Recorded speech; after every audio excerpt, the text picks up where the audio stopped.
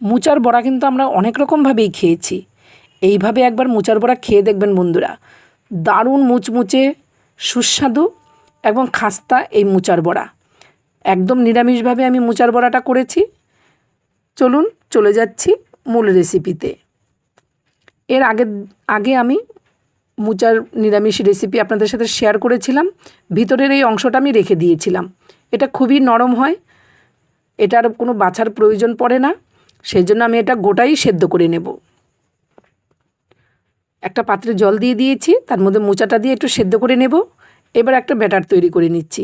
4 চামচ দিয়ে দিলাম বেসন, আর একটু মুচমুচের জন্যে দিয়ে দিলাম 2-3 চামচ চালের গুঁড়ো, কালো জিরে সাদা জিরে দিয়ে দিলাম, একটু গরম মশলা গুঁড়ো দিয়ে দিলাম, কালারের জন্য একটু কাশ্মীরি লঙ্কার গুঁড়ো দিলাম, সামান্য একটু দিয়েছি, হলুদ আর স্বাদমতো লবণ দিয়ে দিলাম, ঝালের জন্য চিলি ফ্লেক্স দিয়ে দিলাম। আপনারা যদি চান এর মধ্যে কাঁচা লঙ্কা বাটাও দিতে পারেন, কোনো অসুবিধা নেই।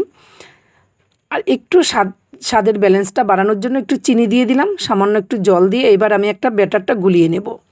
খুব সুন্দর করে থকথকে একটা ব্যাটার তৈরি করে নিয়েছি। এইদিকে দেখুন মোচাটা কিন্তু খুব সুন্দরভাবে সেদ্ধ হয়ে গেছে। এবার একটা থালার মধ্যে নামিয়ে রাখছি, একটু ঠান্ডা হলে আমি পরে এটা কেটে নেব। তার আগে আমি কড়াই বসিয়ে দিয়েছি, তার মধ্যে তেলটা দিয়ে দিচ্ছি। তেলটা গরম হতে হতে মোচাটাও ঠান্ডা হয়ে যাবে। ভিডিওটা ভালো লাগলে বন্ধুরা সবার সাথে শেয়ার করে দেবেন। এই যে দেখুন আমি ঠিক একটা চাকু দিয়ে এইভাবে গোল গোল করে কেটে নিয়েছি, আর ভেতরের এই অংশটা আস্তে করে বুড়ো আঙুল দিয়ে ঠেলে বের করে দিলাম। দেখতেই পাচ্ছেন খুব সুন্দর করে আমি কেটে নিয়েছি। আমার কাছে কোনো ক্যামেরাম্যান নেই বন্ধুরা, সেই জন্য আমি আপনাদেরকে কাটাগুলো দেখাতে পারি না। আমি এক হাতে ক্যামেরাটা ধরে আমি রান্নাগুলো করি।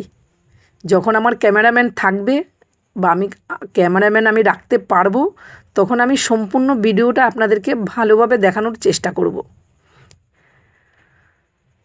আপনারা যদি আমিষ দিনে খেতে চান এই বড়াটা, তাহলে এর মধ্যে ডিমের গোলা দিতে পারেন, খেতে কিন্তু দারুণ হয়। একটু গরম তেল দিয়ে দিলাম। দেখুন আমি হাত দিয়ে উলটপালট করছি, একটু কিন্তু পড়ে যাচ্ছে না। মোচা সেদ্ধ করে যে বাকি অংশগুলো পড়েছিল সেগুলো আমি হাত দিয়ে টেপে টেপে ফাঁকা অংশটার মধ্যে ভরে দিয়েছি। আগেই বলেছি আপনারা আমিষ দিনে খেতে গেলে ওর মধ্যে ডিমের গোলা দিতে পারেন। আমি মোচার ছেঁড়া অংশগুলো এর মধ্যে ভরে দিয়েছি। ফাঁকা জায়গাটা বন্ধ হয়ে গেছে, বড়াটা খেতে দারুণ লাগবে। এবার ভালো করে আমি বেসনের গুলায় ভালো করে ভরিয়ে নিয়ে তেলের মধ্যে ছেড়ে দেব। আর হাতের মধ্যে যে একটু বেসনের গুলা লেগে থাকবে, উপর দিয়ে বেশ ভালো করে বেসনের গুলাটা দিয়ে দেবেন। দেখুন আমি কিভাবে দিচ্ছি, তাহলে বড়াটা খেতে কিন্তু দারুণ লাগে। চারিদিকে সমানভাবে চালের গুঁড়ো বেসনটা পড়ে যায়, খেতে কুড়মুড়ে হয়, বেশ দারুণ মুচমুচে হয়।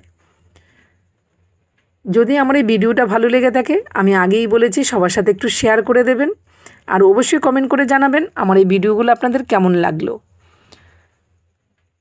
যাওয়ার আগে একটু লাইক করে যাবেন, ফেসবুক থেকে ফলো, ইউটিউব থেকে সাবস্ক্রাইব করে আমার পাশে থাকবেন। দেখা হচ্ছে নতুন রেসিপিতে। আজ আসি, টাটা।